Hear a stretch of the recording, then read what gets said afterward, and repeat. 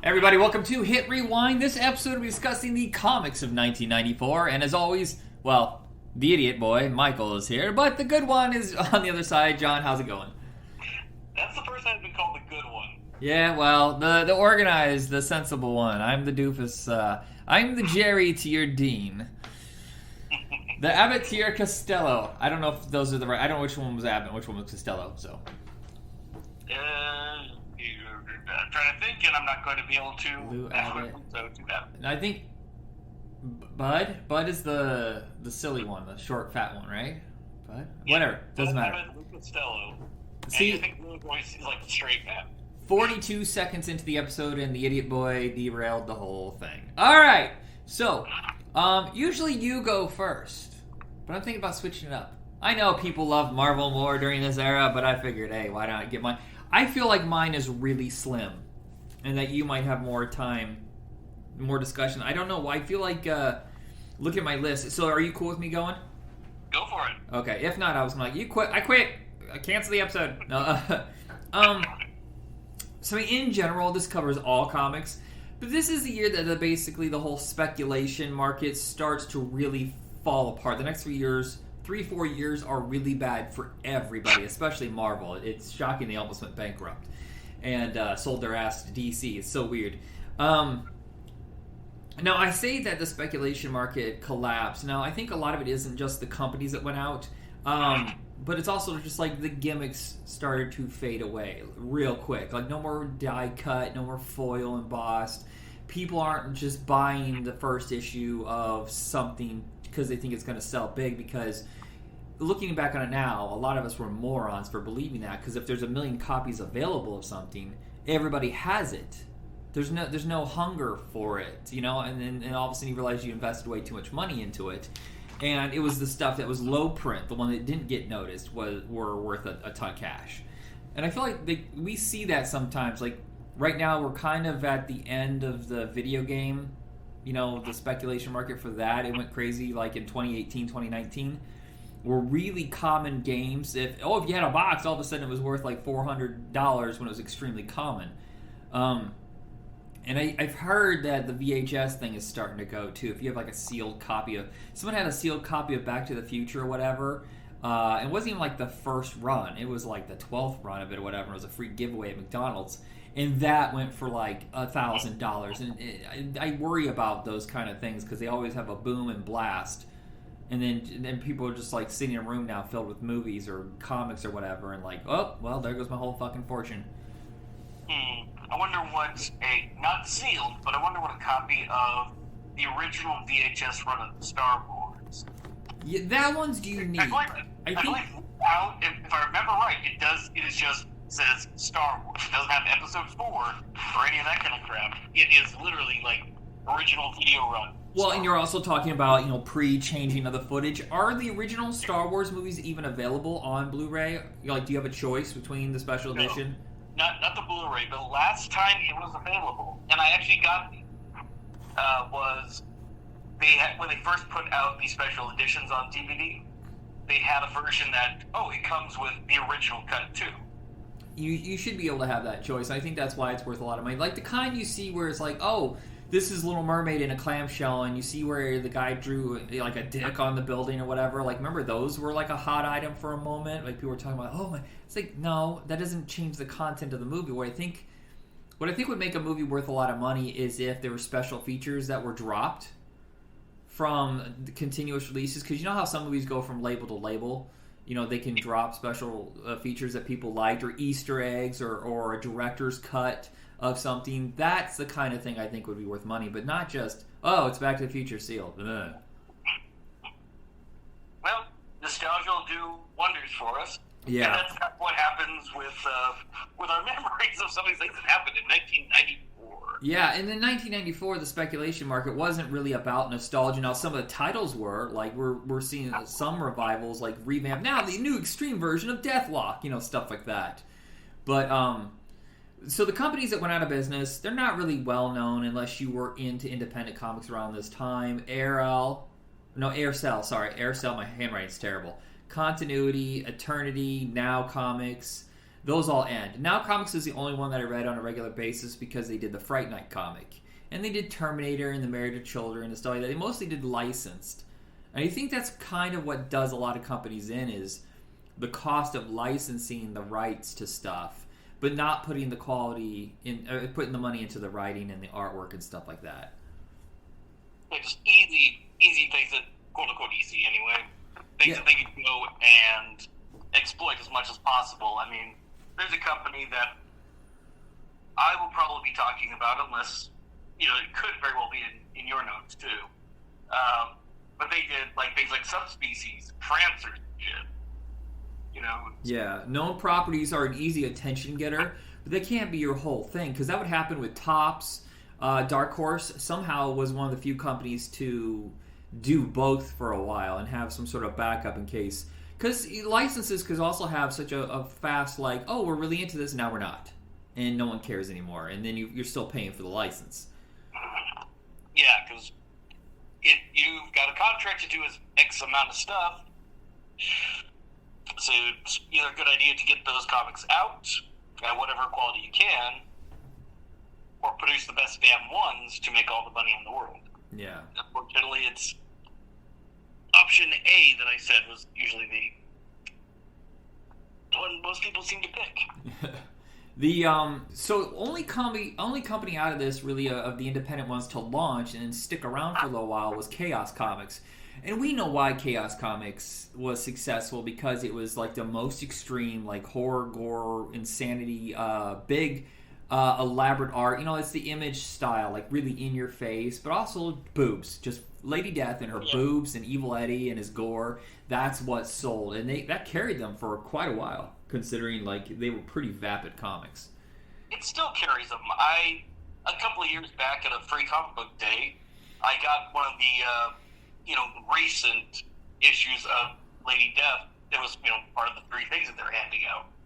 I didn't know they were still around. I honestly thought they died out in the early 2000s. No, they're still going. Was there a Lady Death cartoon? I feel like that was a big deal for a moment. Like they were working on an animated movie. Yeah, there was.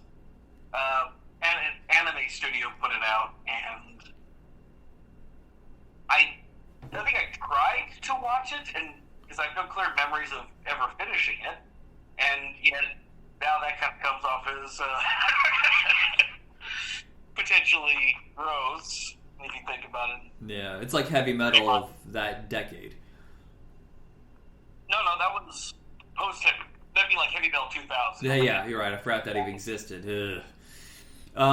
Speaking of animated movies, one that has actually never been released, even though it was apparently completed, was the Gen 13 movie, which was based on the comic that launched this year. I've never read it, but I heard that it was actually pretty good, but what really sold was the fact that it was just really good artwork by J. Scott Campbell. Well, I know I've read them, and I don't have any real clear memories of liking them or disliking them, but Campbell does kind of that cheesecake style, which very much, that's what I remember most about it, was effectively ladies in seductive posing most of the time, and I think that's more so what sold. Not that Scott Campbell can't write or do anything interesting as he has, but I think people liked it because he draws pretty ladies. Yeah. And it felt like it was also trying to fill the gap that was gone now that X-Force was so fucking self-serious, and it was boring because there was a window of opportunity between, like, you remember when New Mutants was kind of a horror title, more like the movie, but then once, what was his Claremont, right? And Claremont stopped. Then you had Louise Simonson. Yeah, and it seemed like it was towards the end of her run where it was after Fall of the Mutants where it started to be kind of wacky and fun, but also like big adventure stuff. It felt like Gen 13 was trying to fill the gap in there before X-Force took over. It was so like full of itself. Well, yeah, it's more of a fun comic than anything like Rob Liefeld would put his hands on. Yeah, and then Generation X over at Marvel has not debuted yet, has it? Wait, sorry, one more time? Generation X, the one that was supposed to be like the mutants, the younger mutants. Yeah, that does hit Okay, so it just seemed like it was like there was an idea. It's like it's been a few years since we had any fun with the younger mutants. Let's have something like that. I know they're not mutants in Gen 13, but I can see where the audience would be for that. It was a hot seller for a while, but it always seemed like one of those titles where it would be good for a year or two and then die out, and they try it again and again and again, like Wildcats. Remember that was a thing where Wildcats was going strong for like 5 or 6 years, and all of a sudden they just kept hiccuping and going, oh, here's 12 new, oh, we're going to reboot again, 12 more issues, we'll reboot, and just could never find their footing. Yeah, that basically was such a weird series, too. Maybe it's Jim Lee and his indecisiveness with what he wanted to do with all the franchises that he owned, because it did seem like that happened a lot, and why eventually he would just sell to DC Comics. It was just too much for him to... But he just wanted to be an artist and create, and being a manager or whatever and trying to guide this universe was something he wasn't interested in doing anymore. Yeah, no, that kind of seems to be a thing, is if you're a creative, you may not necessarily be the best with business. Yeah. And so it's, let's find the person who actually likes doing business stuff, and I just want to get back to doing my draws. The Malibu universe, I can't remember what it was before that, but there was the Ultraverse, which had been their big focus, I think in 91 or 92, and they realized that it wasn't bringing in the bucks, even though it did. I feel like it had some hype behind it because there was a cartoon and there was toy lines and stuff like that, and then I remember there was a Nightman TV show, but they decided that they were going to sell to Marvel. And I always think it's strange that Marvel has done not a fucking thing with this the whole time. Now Disney owns it, so yet another thing that Disney has sucked up and thrown away. What I was reading about this, for my notes, and since we're covering this, all right, it kind of seems like the reason why they haven't used it, and again, to my knowledge, there's only one comic that technically would have even attempted to visit this, and that was Exiles. Because, for Christ's sake, they went to the New Universe at one point. But it seems like the problem with actually doing something with this is that they would have to pay people money. That's not them. And so I think that's the reason why, is I think they're hanging on to it until there's some way that they're no longer financially responsible with handing over cash. Then why buy it? Was it just to kill a competitor? I mean, that's the only thing I think of. No, it's they were the first comic group to do printing on high quality paper, and they had a digital coloring system. Oh, so they bought them for the technology, not so much the characters. Yeah, the characters were just there. You know what? If we buy this, we'll gain a higher part of the market share. So, DC wants it, we have to buy it now. Oh, they have a good digital colorist. Okay, well, that is what we're going to keep them around for. Okay, because it is a shame, though, because I feel like Disney could do something with them. But more it bothers me is the cross-gen, because cross-gen is different than anything else that Marvel and Disney really have. And the fact they've been sitting on it for, I think, almost 20 years now, and not done a single thing. It just bugs me when this stuff is out there, but not out there. Well, it's also one of the things that kind of killed Malibu was the fact that they had started up a video game company. And, really? I didn't know that. Yeah, because it's not that they made a couple of games specifically in things like X Mutants based on their comic line. They did some like the Batman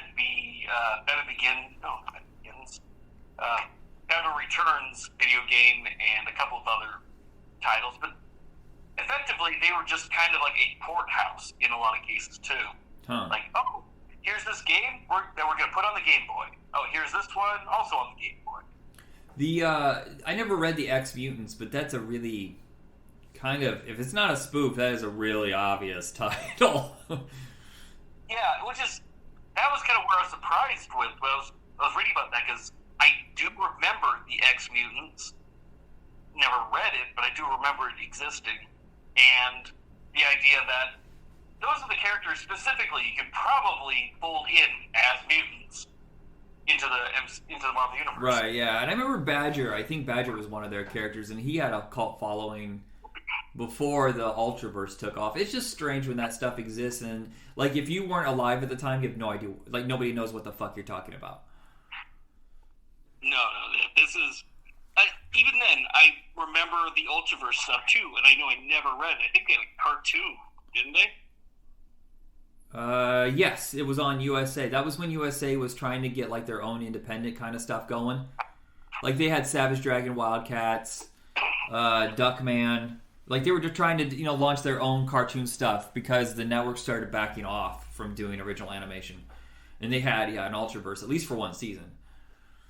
Yeah, that's I think where I heard the title first, and then I realized it was a comic book series, comic book world. But this was around the time where I started moving away from comics. Yeah, there was a break for me too, and it was around this time. Over in Dark Horse, they decided to basically throw away that Comics Greatest imprint line. It wasn't going well. They basically just kept Ghost. Most of that stuff failed almost immediately. They launched the Legends line, which was creator-owned. I believe this is where Sin City may have come out of. I can't remember, but they had Monkey Man and O'Brien from Art Adams. Frank Miller had more than just Sin City, though. I remember he had like Hard Boiled, Gimme Liberty, I think was one of them. Martha Washington. I feel like there's another one in there. But they John Byrne with the Next Men, Mignola with Hellboy. There was, I think Concrete had come back. That was one of the first ones, right? From Dark Horse was Concrete by Paul Chadwick. I think so. I don't know if Bone was launched around this time. I feel like it was a little bit later, but this is like their introduction into a line where it's like, hey, we'll help you launch your own comics. We get to split the sales, but in the end, if you want to leave, you get to take your character with you. And I think Madman came out of this as well. That does sound about right. It didn't last very long because I think by like the late 90s, everybody decided to go over to Image Comics because they really embraced like owning your own stuff, and they had a good run of like promotion and printing and stuff like that. But it was interesting. I remember that giant head of the icon. Also, Dark Horse Productions finally gets going. The first one is weird to me. It was in 1992. It wasn't even based on a comic. It was just from two of the guys that created Dark Horse Comics, and it was called Dr. Giggles, and that's a giant piece of shit, and it flopped. Don't tell me it's campy. It's intention. No, it's a fucking piece of shit. But they sign a deal mostly with Universal Studios. They get first look, but anything that they pass on, another studio can pick up, and that's where New Line Cinema comes in with their biggest production yet, and it's The Mask. Oh, yeah. Oh. I'm trying to think. Yes, Mask definitely happened. I'm trying to think if Barbed Wire, if that was this same year in film or not. No, it's 96. So in 94, we have Time Cop, which does stay with Universal because they want it for Van Damme. They have a deal with him. And then The Mask, of course, over at New Line with Jim Carrey. And then 96, one of the... I'm never certain how this works. It's owned by Universal now. But there was another company. Do you remember Gramercy? Yeah. So they'd had Mallrats. They had the Mystery Science Theater 3000 movie. And then they did Barbed Wire. That's one of their last productions before I think it went over to turn into Polygram. And then just all of it got folded into Universal. And then... we would get others down the line. We got Virus, which is a huge flop, and we did get Hellboy movies. I think the first one's from Universal, and the other one's from someone else.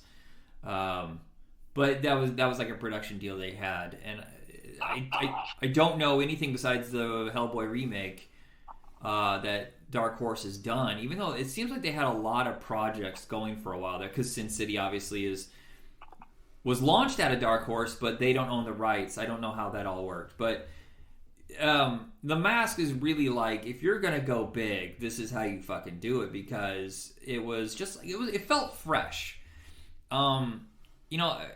fresh but also retro, because we had the whole we call it Art Deco Gothic look that came out with the Batman movie in '89, and that would continue because of Dick Tracy, Rocketeer, Shadow, The Phantom, and stuff like that. But there was kind of like a fun feel to it, especially with the swing music and the fact that it had Tex Avery style art with the special effects. But the thing is so weird about The Mask is the fact that the comic book is a graphic, violent, horrible, horrible thing. And it's this cutesy cartoon, somewhat dirty, but just PG-13 dirty. And it's such a bizarre thing. Because I would love for them to remake The Mask and do it like it's a psychological horror film. Yeah. Oh, I can see it happening. Like, say, if Blumhouse takes over. Yeah, because that would make it more interesting. Because it's a guy who goes out of control based on the powers he's given. And it did start off R-rated. It was supposed to be more horror-lined. And that's why they hired Chuck Russell, because Chuck Russell had come off of doing the third Nightmare on Elm Street and The Blob. He could really handle special effects, and he could handle like dark, macabre kind of stuff, like humor mixed in with the horror. And I guess just as it kept going along, it just got funnier and funnier, especially when they got Jim Carrey. And I'll say this. If it hadn't been for this, I really don't know where Jim Carrey's career would be, because fucking Ace Ventura is a piece of shit. I know it made a lot of money, but I fucking hate the first Ace Ventura. And The Mask was like, okay, he can act. He's not just improvising the whole time and making shit up. He's a normal person, but then when he comes, The Mask, whatever, is when he gets to let loose. Yeah, it was a film that was really built around once it came out, definitely built around what Carrey could do with his face. And it's early animation. What helps is that it's cartoonish. It doesn't need to be photorealistic, and that's why I think the special effects have aged just fine. Yeah, it still looks really good, again, because it's all over the top and silly, and it exists in a world in which that cartoonishness does actually fit. Yeah. And in the other movie, Time Cop, I've never read the original comics. Have you? I did, actually. And it's nothing like the movie. Okay. I feel like it was constantly rewritten. Like the concept was moved to be more away from the comic. Like something like, well, this is Van Damme. And they got Peter Hyams, who was kind of a big name director and has his own style. And they just kept pushing it. I think the movie... has not aged well, even though it's his biggest hit, apparently. A lot of it doesn't make any sense. To me now, it seems more generic. I prefer more like the crazy stuff that Van Damme would do later. I enjoy this, and I mean, come on. Sorry for spoilers on this one if you haven't seen this 30-something-year-old film. But I love the fact that they kill the villain by throwing him into himself. Yeah, that is weird. And he becomes a blob and disappears. It's awesome. How is it that he shoots through time in a chair going like 9,000 miles per hour, but then he just hits a button and goes back through a glob? That's the magic of science. All right, there we go. And not a lot of people know this, but it was successful enough to have a short-lived TV show on ABC for 13 episodes, and it got a sequel straight to video with Jason Scott Lee, 8 years after this. I have the series, I think, saved on YouTube. I want to see it, but okay. I'm also afraid of seeing it. No, it was fine. I actually quite liked it. The one where Bruce Campbell is a villain was pretty good. Okay. I mean, it's what it is from 1997, so it's a lower budget, but it was a network, so it's not like syndicated, and it had decent writing. Sam Raimi, I think, is still involved in the production of that one. I'm not sure.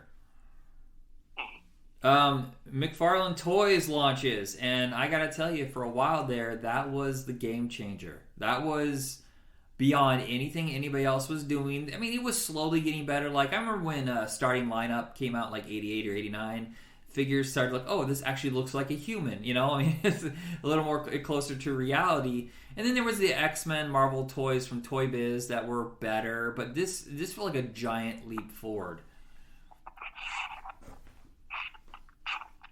Yeah, there's definitely a lot of stuff with the toys that I never owned, but you'd see them like the toy stores, and you just want to get them because they were so neat looking. Yeah, I had a lot of the horror ones, but I had to sell them off when I moved from Oregon to California. But there were some really nice, elaborate. Well, now they have this thing where it's just like the computer designed. Like it's not an artist; it's like a computer rendering to try to get the person to look as much as possible, or the toy to look as much as the person. And that's not as special to me anymore. Yeah, well, I mean, at the time, it was the neatest thing you could do was to be as photorealistic as possible because, some of these things, just the amount of detail in them is superb. And it was the Spawn toys first. I remember that's what everybody was crazy about. They did have the Savage Dragon license, and those were okay, but what really blew them up is when they started doing those monster ones from the horror movies.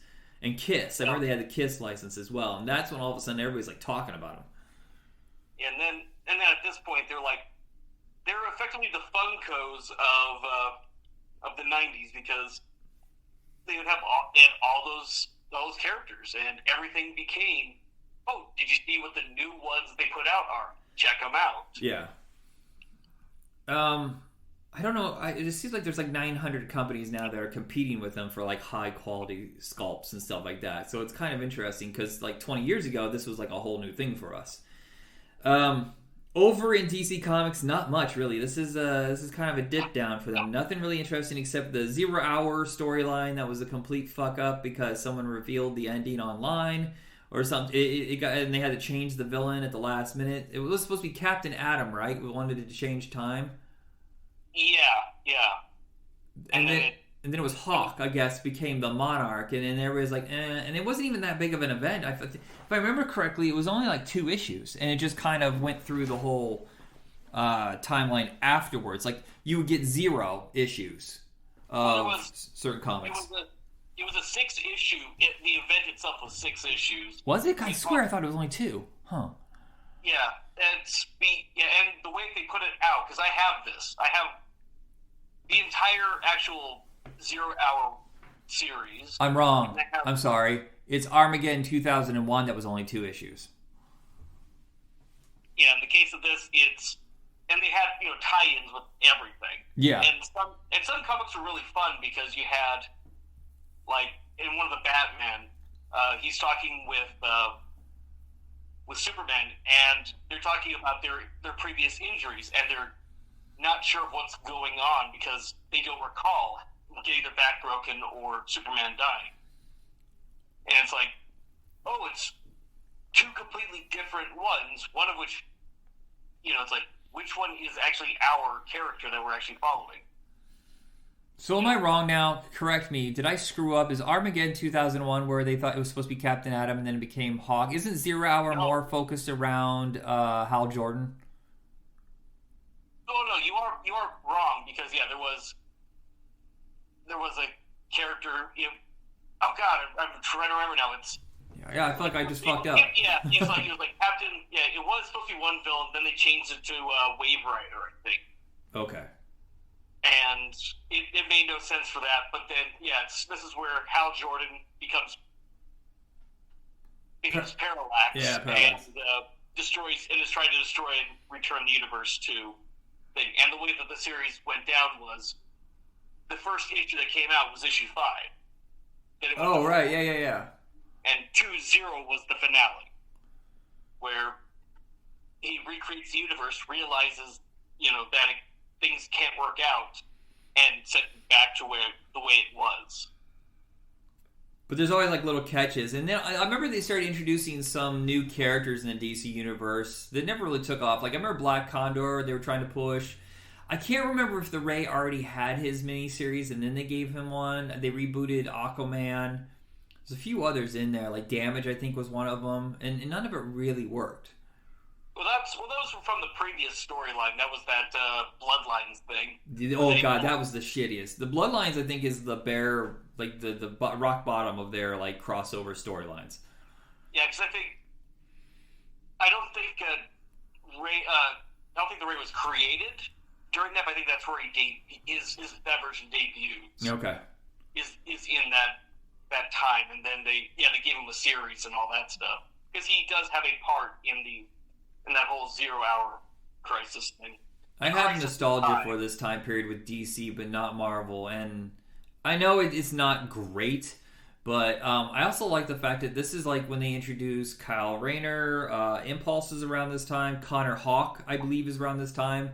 It just felt like it was all fresh blood, like just some new characters, interesting takes on.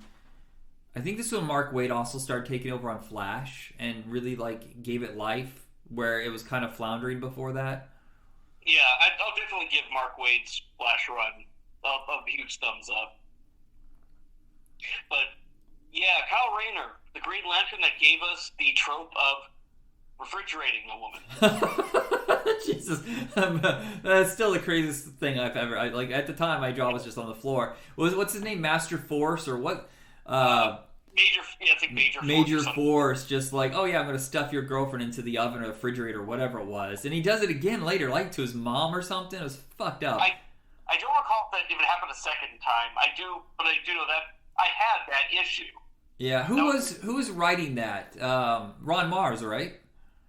I think so. Yeah, that was a Ron Mars, Daryl Banks run. I really love that run. But for me, it was like I finally had a way into the DC universe during this time because they were introducing younger heroes instead of guys that had been around for 50 years that I had no real knowledge of because I got into DC much later than Marvel.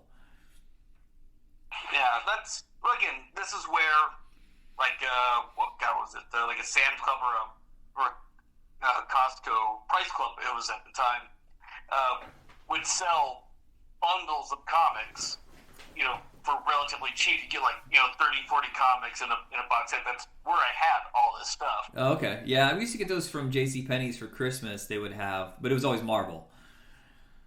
Yeah, this was always a mix. So it's like there's a lot of stuff from this year in specific that I clearly remember because I read the shit out of them. This is the second overhaul that DC had done. This first one since Crisis on Infinite Earths. And I also feel like this might be the last successful one. Everything after that, I just felt like they immediately pulled their punches. The second was over. Like, nope. Like, what was the Brightest Day was supposed to be a massive overhaul too, and they felt like the minute it was done, they were like, "Oh, we made a mistake." Like that's what makes me mad now. It's like I get cleaning up your line once a decade, but then it just became like 2 or 3 times a decade. I think they just did it again. They've been doing lots. I've kind of stepped away from DC. I've stepped away from all new comics. I just don't know who anybody is anymore and what's going on. I don't understand why every superhero team, every superhero person has to have like 30 versions of himself. You're like, oh, there's more Superman? Okay, there's more Spider-Man? Okay. Yeah, comics, it's all about quantity. Again, they're trying to brand their bets. Yeah. All right, I am done with... Oh, I want to say real quickly, I actually quite like Connor Hawke as the Green Arrow because he's introduced this year. I don't think he takes over the mantle for another year, though, but I really enjoyed, he was a complete solar opposite of his father, but he just never connected with the fans, and I thought that was a shame. Well, he was a stick in the mud.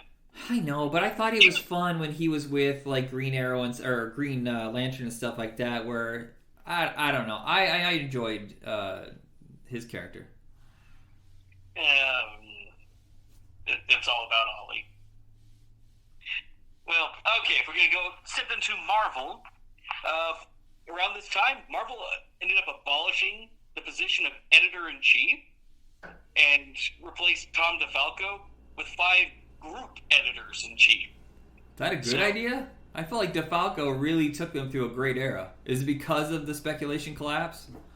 Yeah, basically it's the idea that, okay, we're going to have someone who's in charge of just specific lines.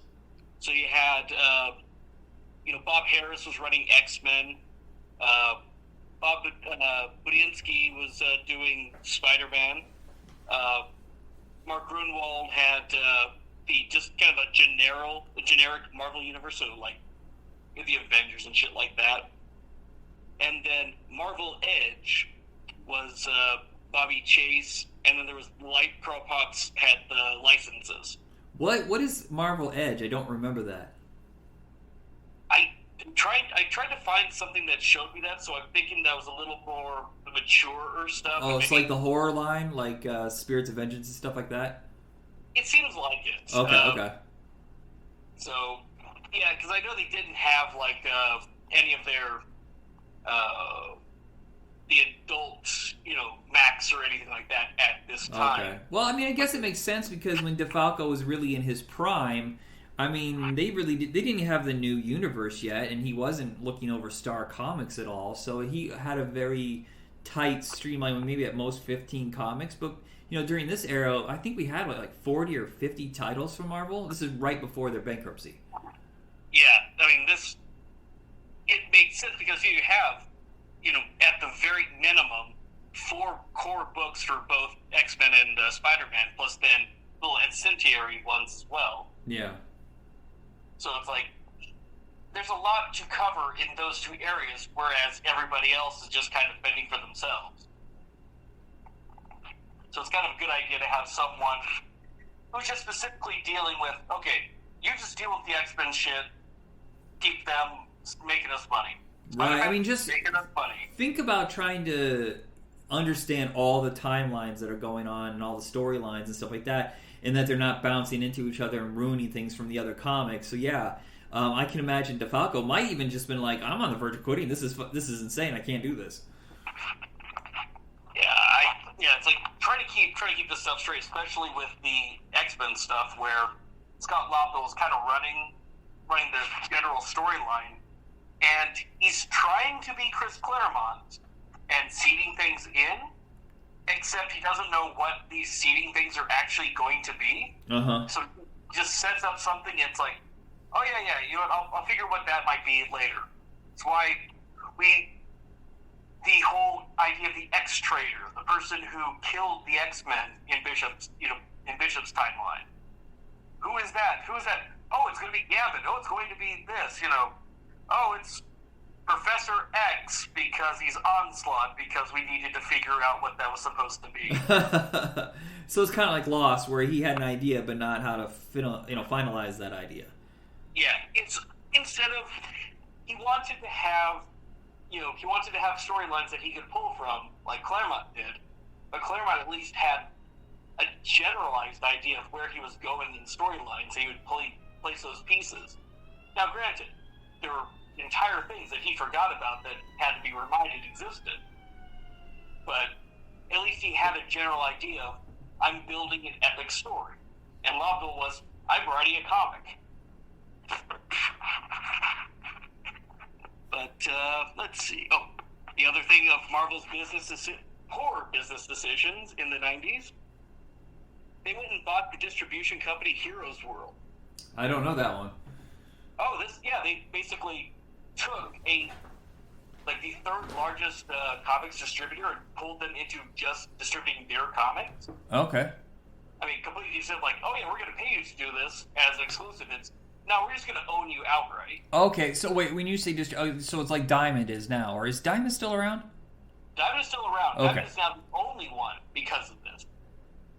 Because along with all the things that could go wrong, Heroes World wasn't actually designed to carry the amount of stuff that Marvel was shipping at the time. Oh no. So orders were messed up and late, and it started hurting the comic stores because they're not getting what they ordered anymore, and they can't ship these things out in a meaningful way. And the market itself is now businesses that were dealing with Marvel that were supposed to be handling. Oh, we got we're the ones who just distribute the X-Men comics, or these ones now aren't getting the Marvel orders, so they're going under.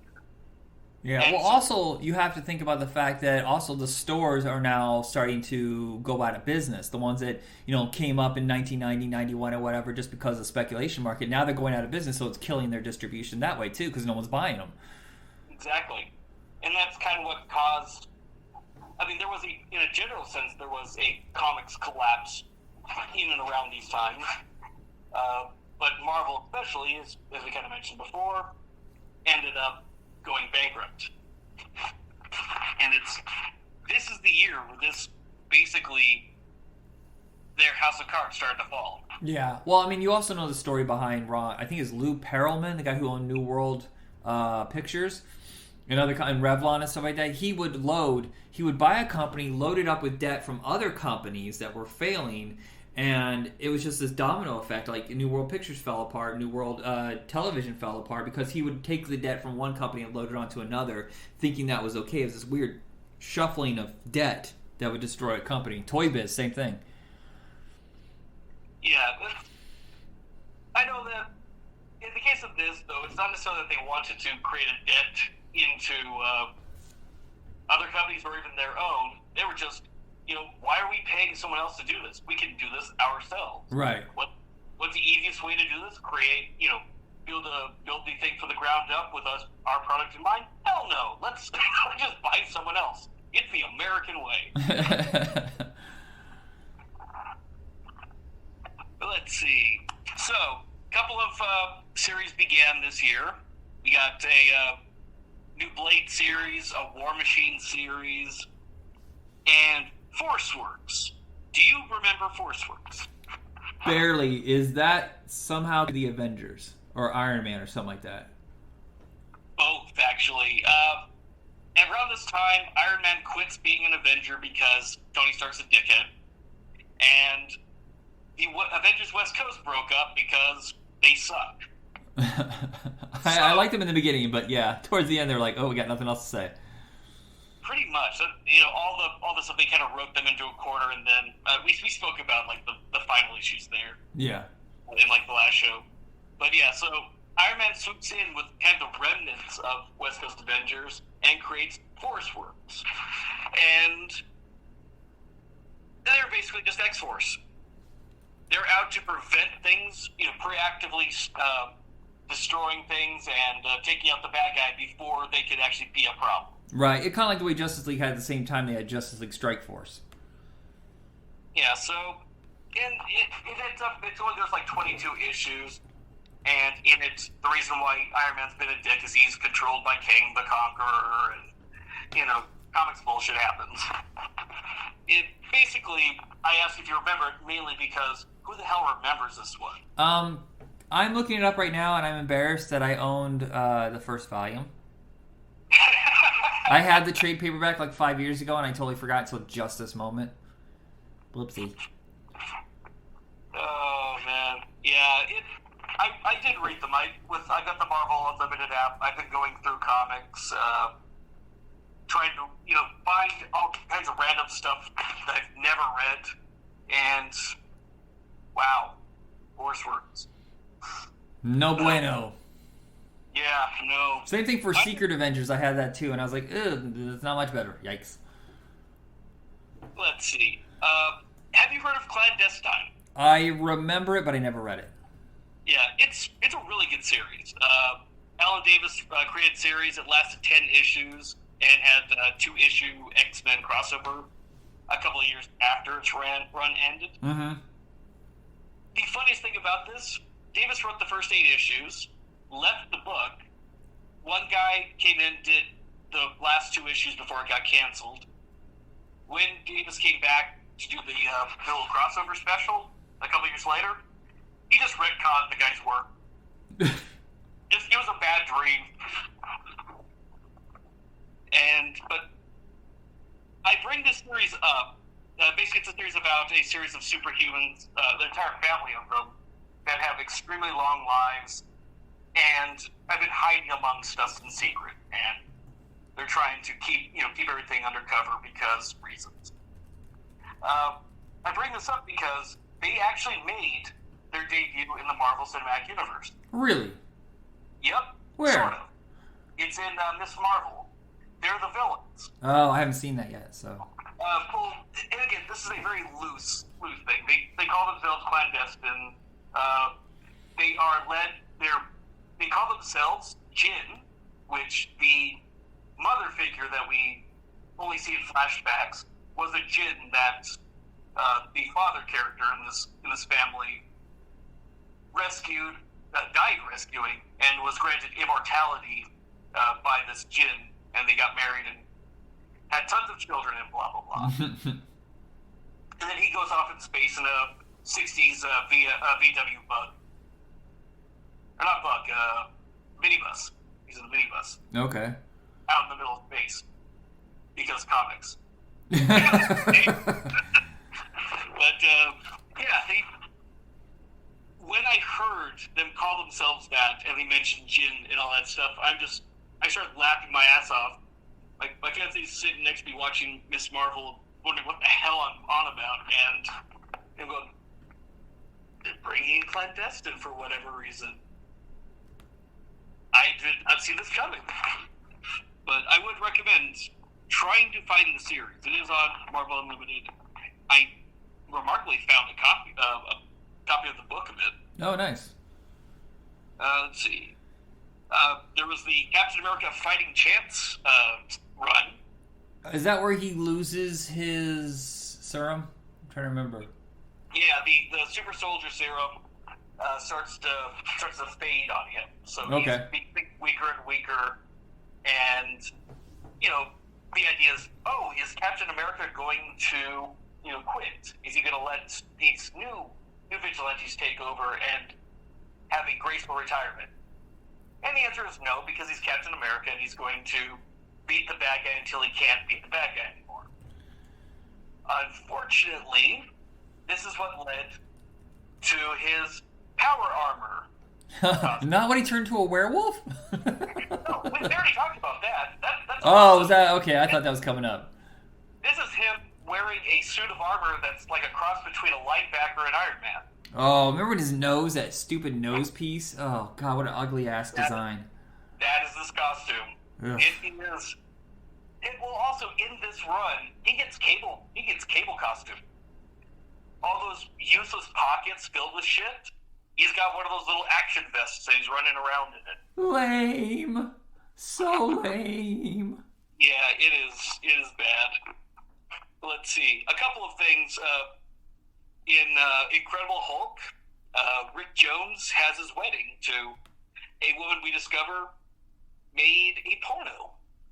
Or at least a stag film. Oh, yeah, I remember that. Holy shit. Yeah. And it is kind of a messed up issue in general, but what's funny is the wedding issue that comes after it has one of the strangest cameos, and it's Death from the Sandman comics. Really? I didn't... Huh. Was it because they're friends with Keith David, and that's why? I have no idea.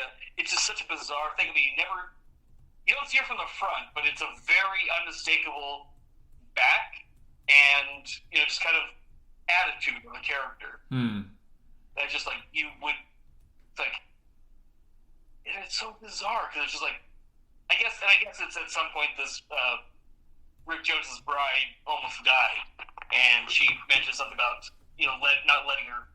deciding not to take her or something like that. Right, I remember that. This is when they were part of the Pantheon, correct? Or is that already ended?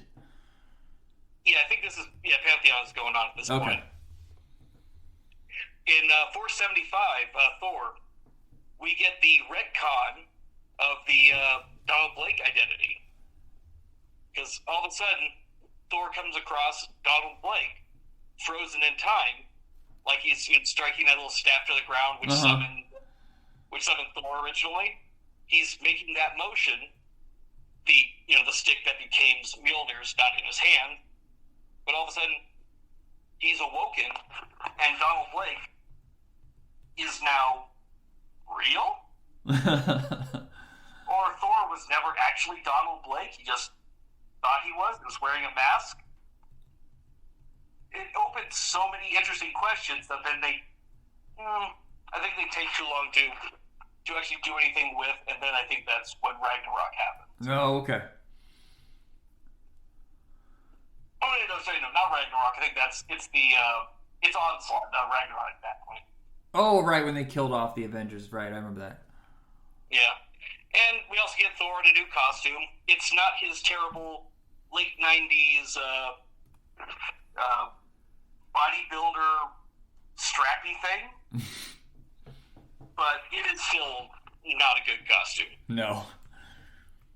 Let's see. Marvels. With the Alex Ross art. Oh, right, yeah. Yeah, basically it's a retelling of the Marvel Comics world from like the 30s through the 70s. And it's all through the eyes of this reporter. And I think it's a poorly written comic. But you can't fight that Alex Ross art. Yeah, it's truly jaw-dropping. What is it? Busiek wrote that, right? Which is kind of weird that he would write something so underwhelming. Well, it's a beloved series. I'm just a weirdo. You are kind of weird. Okay, I'll give you that. Yeah, no, I think it's more captions than it needs to be. It's like Bendis at his worst at times. Okay.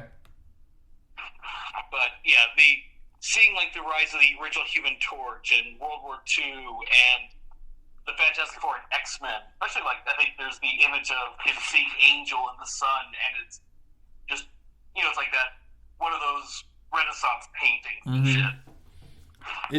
This is basically when his coming out party, right? Because we knew him from he had done the Terminator comic books, but they weren't like the same kind of artwork because they were done on a monthly basis real fast.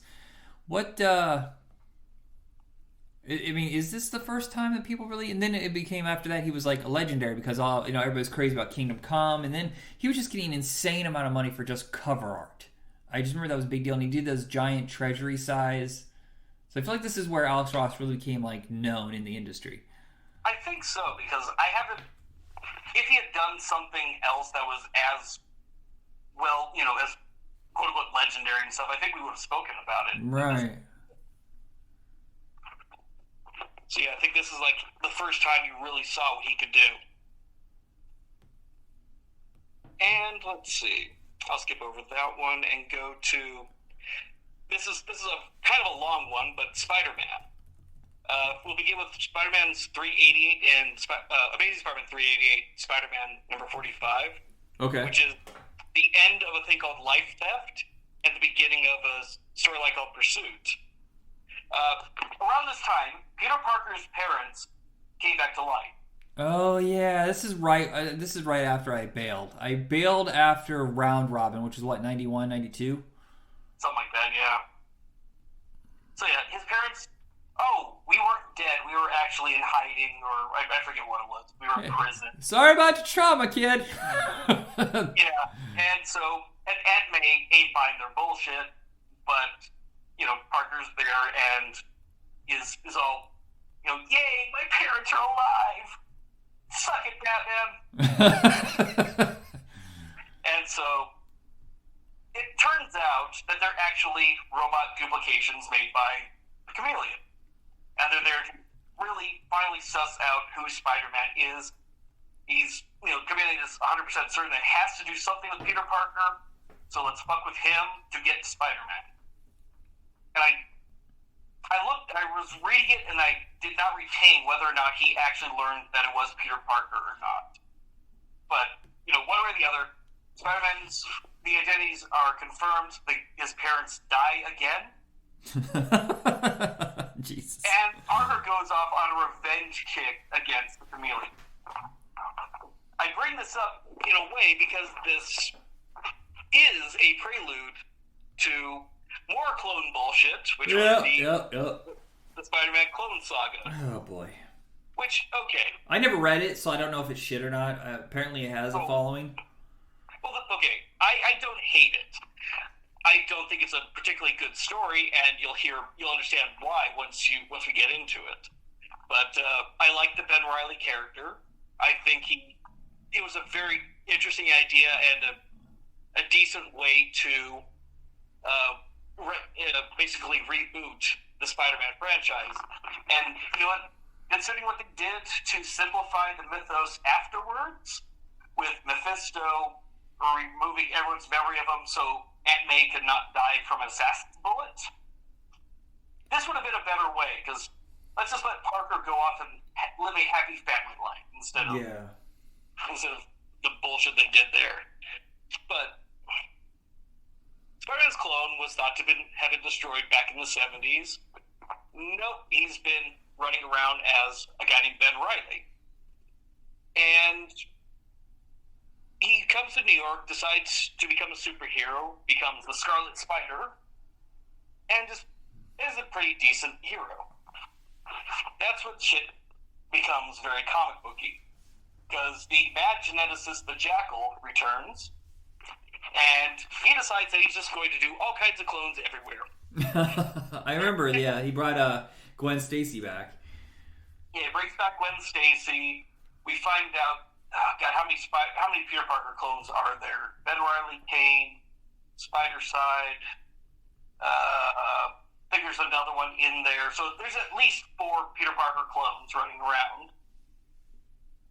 At one point, it's determined, and this is where the reboot would have happened, that Ben Reilly was actually the original Spider-Man, and Peter Parker was a clone. Oh no, there was also the original ones, the skeleton. So 5 clones of Peter Parker. Jesus. But so, but you can start seeing where the problem of this storyline lies. This was not meant to go as long as it did. It initially sold really well, so Marvel decided to tell everybody to stretch it out, keep it going, add more clones, maximum clonage. Oh God, I remember that. Jesus. In this thing. And the worst thing that ended up happening, although I can accept it because they at least bullshitted their way into it making sense, was the person who was actually doing all of this, manipulating everything behind the scenes, was Norman Osborn, who had been dead since the 70s. Yeah.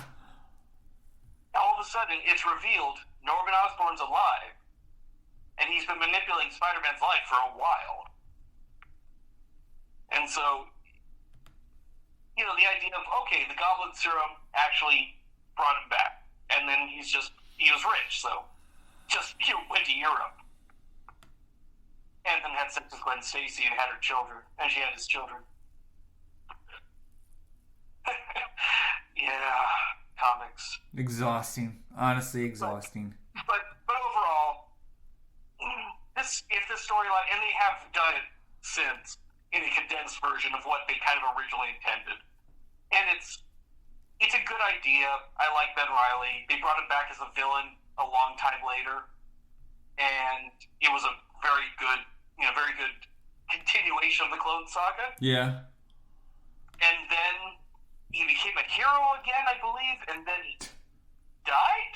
Oh boy. And now he's back again, I guess, in something literally running right now as a villain again or something. That is annoying and exhausting. Jesus. Yeah. But let's go to the more annoying and exhausting line. X-Men. We have the wedding of Cyclops and Jean Grey, which was a pretty big deal, so much so that they had an actual fashion designer design a fake wedding dress. Oh boy. That's a lot of stupid money. Yeah, they had the money to burn at the moment. Probably should have made better business decisions than that. But, Maybe. But you have that, and that led into the Adventures of Cyclops and Phoenix, where on their honeymoon, because it's X-Men, nothing can go right, and their consciousnesses are pulled into the future to raise baby Cable. And it's basically the Cable backstory, Cable Strife backstory. And of the 3 storylines that are based around this is the only good one. Okay.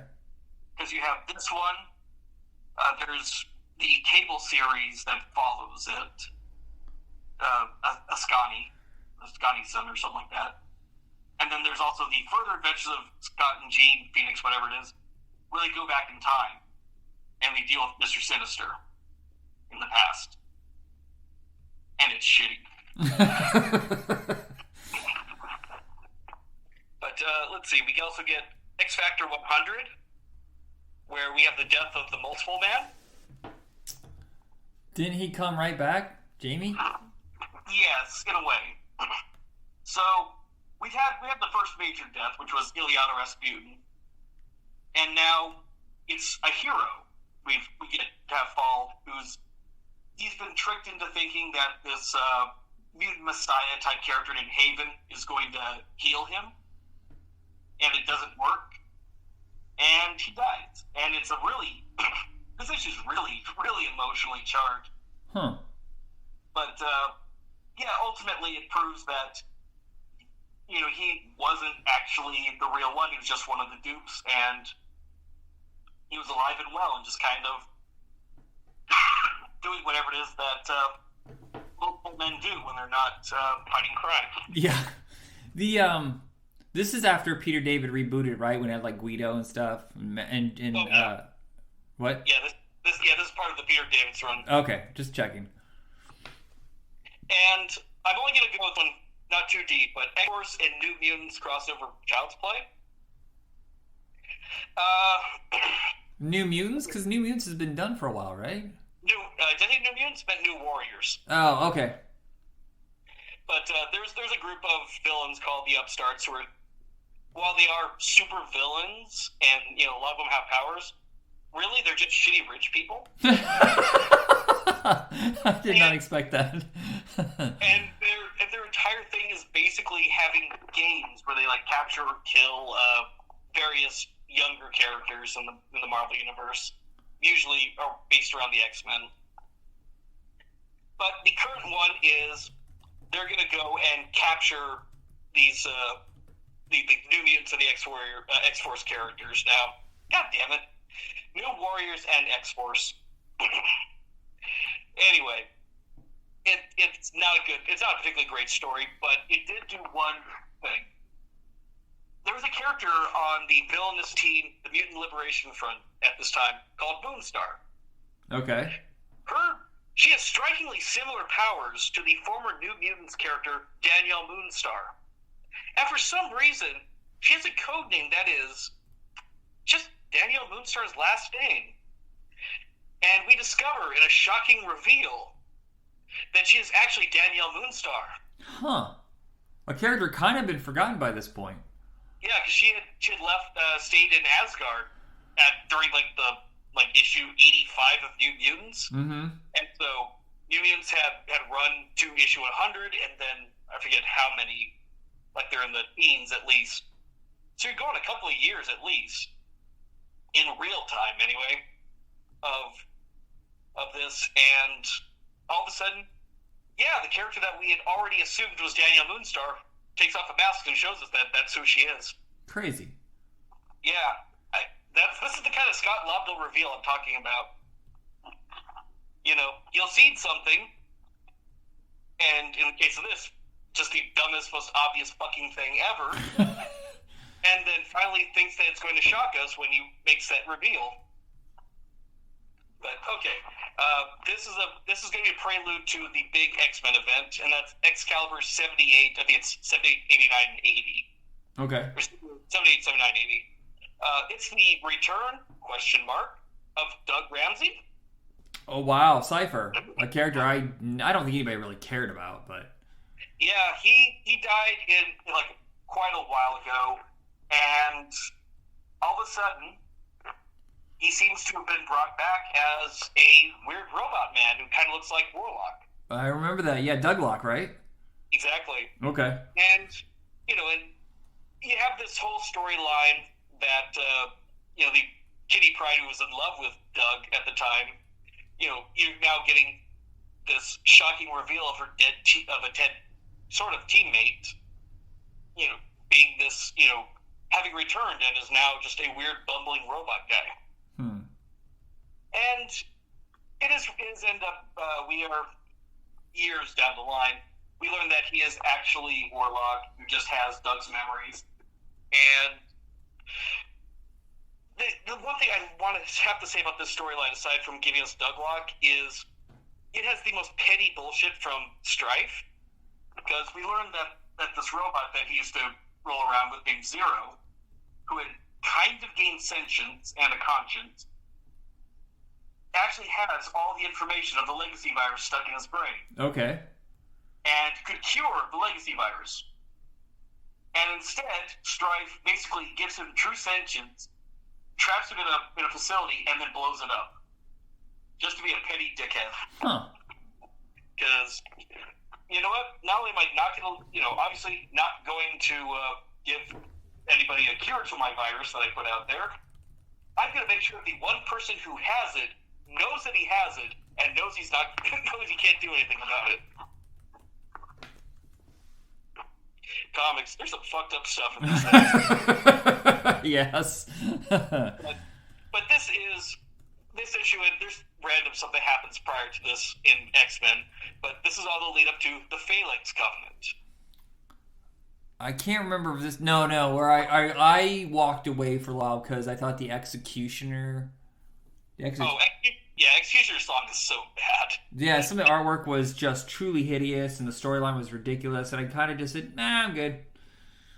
And that's the thing. This is a lot better than I remembered liking at the time, because part of it is it's told in 3 parts, like kind of like how Inferno was, in the sense where one group of characters is dealing with one aspect of the story, another group is dealing with a different aspect, and there's never any real meetup of any of these people to overall fight a big bad or anything. Because you have on one side of it, the basically what is the Phalanx are an offshoot of a alien race called the Technarchy that Warlock was a part of, and they basically get into organic living things, infect them with their virus, and then pull the energy out that way, and that's how they feed. Okay. And so effectively they can possess people as well. The only thing they can't do is mutants.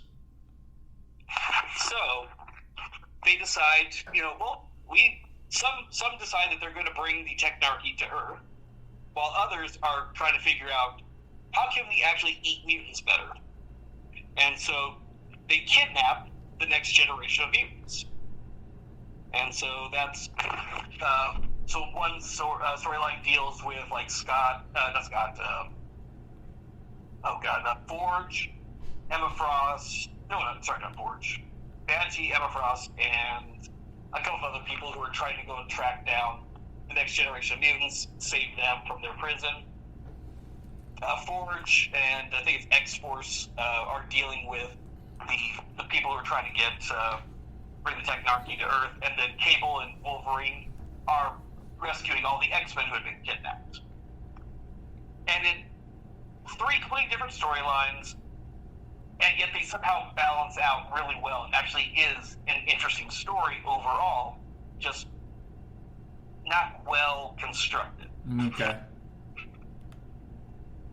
And then, but yes, from that thing, we got the Generation comic, which was the new Mutants, and it's a big mix of superhero bullshit and teen melodrama. Yeah, I don't know. I remember really liking Generation X. Do you remember that shitty TV movie though on Fox? Oh yeah, I remember it. My thing is, I did not get into this one either. And I think it's mainly because I don't like Chris Bichello's art. Oh, see, I was a big fan of it, so. Yeah, it doesn't do anything for me. But the last thing, and this is just a beginning storyline. We'll talk more about it next episode. But Legion Quest begins, where don't Mystique remember that at all. Well, it's probably a very important storyline for what it does. In it, Mystique is hunting down Legion, the son of Charles Xavier. Okay, yeah.